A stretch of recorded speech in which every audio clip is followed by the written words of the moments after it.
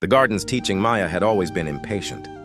At 25, she wanted everything immediately: success, money, recognition. Her grandmother's passing left her a small house with an overgrown garden that she planned to pave over for a parking space. "Just weeds," she muttered, pulling at the tangled mess. But beneath the chaos, she discovered something unexpected. Tiny green shoots pushing through the soil and the skeleton of what had once been a beautiful rose garden. Mrs. Chen, the elderly neighbor, watched from her fence. "Your grandmother spent 30 years nurturing those roses," she said softly. Every morning, she'd water them, prune them, talk to them like old friends. Maya paused, remembering summer visits where Grandma's hands were always dirty with soil, always patient with her restless granddaughter who'd rather be inside with video games. Against her better judgment, Maya decided to restore one small section. She researched, bought tools, and began the slow work of clearing weeds and preparing soil. Days turned to weeks. Her manicured nails broke, her back ached, and nothing seemed to happen.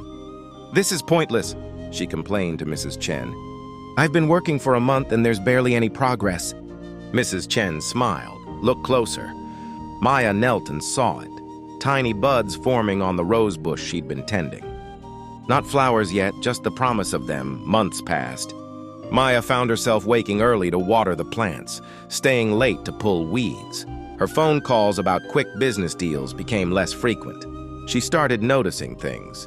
How the soil felt different in her hands after rain. How the roses responded to gentle pruning versus harsh cutting. The first bloom appeared on a cool autumn morning. A single red rose, perfect and fragrant. Maya sat beside it with her coffee, tears in her eyes, finally understanding her grandmother's daily ritual. She thought of all the things she'd rushed toward, all the shortcuts she'd tried to take in life. The job applications she'd submitted without care, the relationships she'd abandoned when they required effort, the dreams she'd discarded when they didn't happen instantly.